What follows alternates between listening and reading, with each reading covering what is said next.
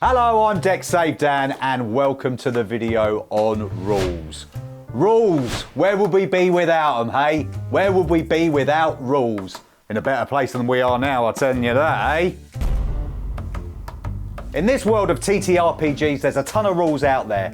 Too many, some might say. I mean, I tend to agree and disagree. Pretty on the fence with it, actually. But it's put us in a position that we can cherry pick what we want and when we want it. There are a boatload of sources out there that we can pick from. So when Deficient Master came on and did his Dicey Discussion, he asked me what rules I run in my game. I said I run ICRPG pretty straight. Now with the Dungeon Coach launching his Kickstarter for DC 20, and I've checked some of the rules that he's got. I'm bloody buzzing, by the way. I can't wait to get action points shoehorned into my game. Watch out, players. I realised I wasn't completely being honest with old Deficient. Sorry, mate. Don't worry about it, Dan. Nobody's straight in our hobby anyway. I mean, nobody plays the game straight in our hobby. Don't quote me on that! So what I'm going to do is I'm going to go through some of the rules that I use, rules that I modify, put in, take out, all of that sort of stuff. Now, to be honest, it will be mainly ICRPG or 5e related. Yes, 5e, I know, calm down. None of these changes have balance or the game mechanics in mind, to be honest. I'm more of a rule of cool kind of guy. Groovy. I also like to keep things simple. You know that about me. Really simple. So I will throw in the odd rule change here and there, something that might be a little bit simpler. I'll obviously discuss it with my group first, which I recommend that you do the same. It might all kick off at your table and I wouldn't want any bloodshed. I don't think you would either. If a rule change works for you and your group, awesome, keep it in. If it doesn't, you can just get rid of it.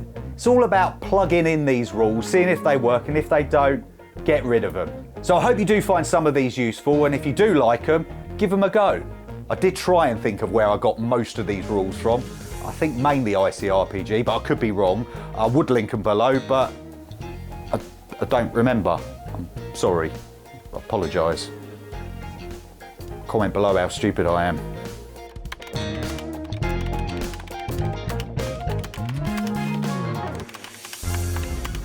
Sacking off initiative. Not a controversial one, I'll be completely honest. I know a lot of people get rid of it as is. Now, some of you might like rolling initiative, and that's cool, that's fine by me. Some of you GMs out there might like that Matt Mercer moment.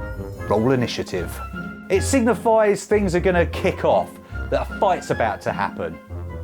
But f me, does it slow things down. I mean, everyone's got to roll, then add their modifiers, then the GM has got to do the same, then you've got to write it on a bit of paper, then you've got to put it on your bloody Dungeon Master's screen, and it never ends. There is literally a whole industry based on initiative trackers. Surely that says it all. Am I wrong in thinking that? You know where. So all we do at our table is go round clockwise and everyone takes their turn. You know, like a board game. The first to capture everyone else's mouse is the winner! Usually we start with the player to the left of the GM. You know, go round clockwise and from there, you'd like a board game. But when it comes to combat, you just go with how the encounter's going. Who attacks first? Is it a surprise attack from a burrowing bullet? In that case, the GM goes first and then clockwise from there. Does an NPC insult one of your player characters and they attack them? In that case, they go first and then clockwise from there. You see, it's pretty simple. It's really easy to track. It also has the advantage of keeping players involved. The GM can move around the table and make sure that everyone's getting a chance to play.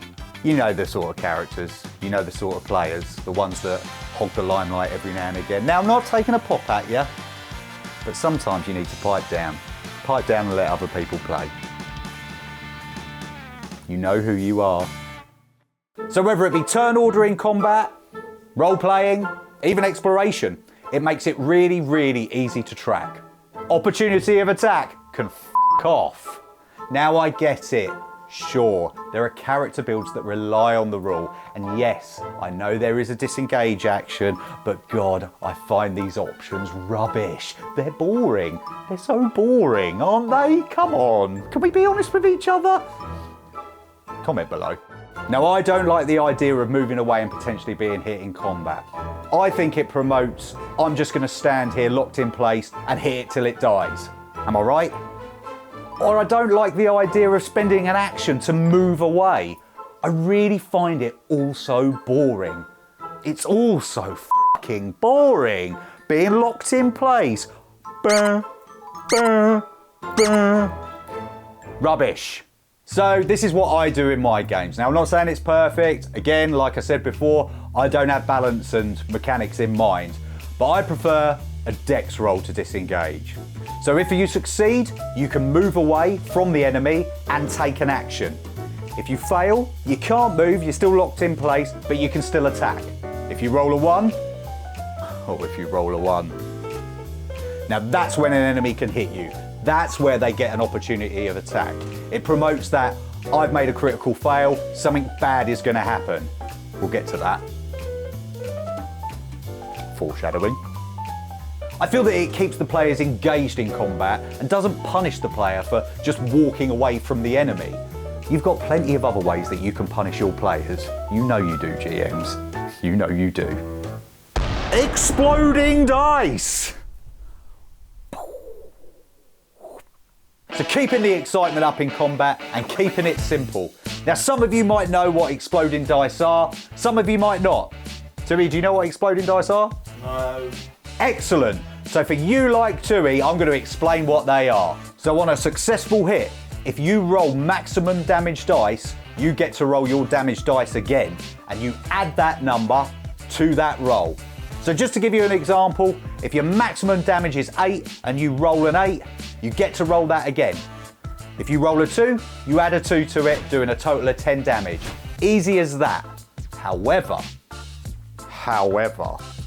if you roll maximum damage again, you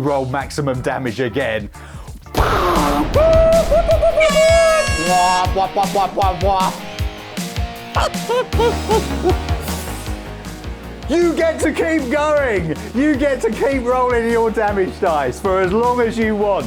If you roll an 8, followed by an 8, followed by an 8, you keep going. So you can beat the shit out of your big bad.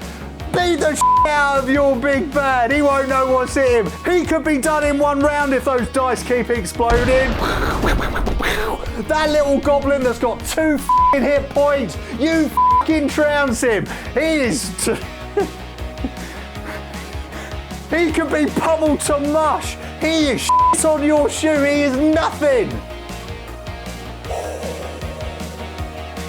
You could be John Wick. You just keep going through all of them. Damage, damage, damage.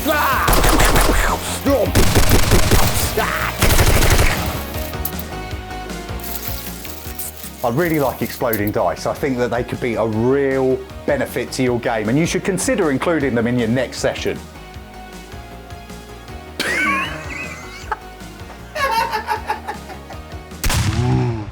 Making crit fails count.